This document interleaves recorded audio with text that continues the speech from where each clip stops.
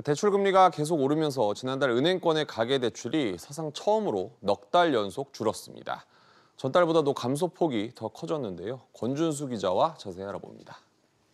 우선 가계대출 얼마나 줄었습니까? 네, 지난달 금융권 전체로 봤을 때 가계대출은 3조 6천억 원이 줄었습니다. 한 달 전보다 좀 크게 줄었는데요.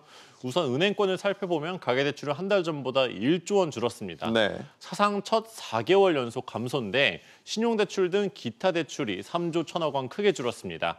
다만 주택담보대출은 전세대출을 위주로 2조 1천억 원 늘었지만 수요는 줄고 있습니다. 이자 부담이 더 큰 제2금융권은 상호금융업을 중심으로 가계대출이 2조 6천억 원 줄었습니다. 전체적으로 보면은 은행권과 합쳤을 때 3조 6천억 원 줄어들게 되는 건데요. 네. 대출 금리 상승뿐만 아니라 차주 단위의 DSR 규제 시행과 주택 거래량이 줄어든 영향이 큽니다. 전문가 이야기 들어보시죠. 금리가 계속 아마 오를 거라는 여러 가지 시그널이 아마 이제 시중에 나와 있기 때문에 그런 부담들이 앞으로 커질 가능성, 더 크게 나타날 가능성이 크죠. 이렇게 대출 수요가 줄면서 은행들이 적극적으로 영업에 나서고 있는데 공격적인 영업의 배경에는 금리도 있겠죠? 네, 맞습니다. 오늘자 시중은행 금리를 살펴보면요. 신용대출과 전세대출은 상단이 5%, 주택담보대출은 6%를 넘겼는데요.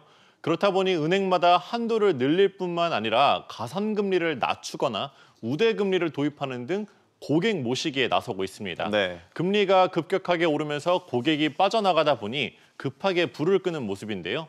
신용대출도 10년 동안 나눠 갚게 하는 등 DSR 규제 안에서도 한도를 더 내주는 방안이 검토되고 있습니다. 금리에 있어서 무엇보다 중요한 이슈죠. 한국은행이 내일 기준금리 결정하는데 어떤 전망이 나옵니까?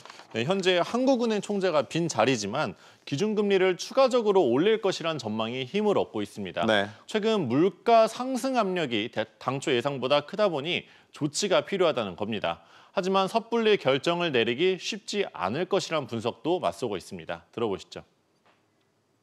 총재가 없으면 금리 결정하기가 쉽지 않을 것 같아요. 아직 FOMC가 열린 게 아니니까 좀 보고 움직여도 늦지 않을 것 같아요. 미국 연준의 빅스텝 가능성이 점쳐지고 있어서 한은도 올해 2차례 이상 기준금리를 올릴 것으로도 예상되고 있습니다. 일단 올리긴 할 것 같은데 타이밍을 좀 봐야 될 것 같습니다. 권 기자 잘 들었습니다.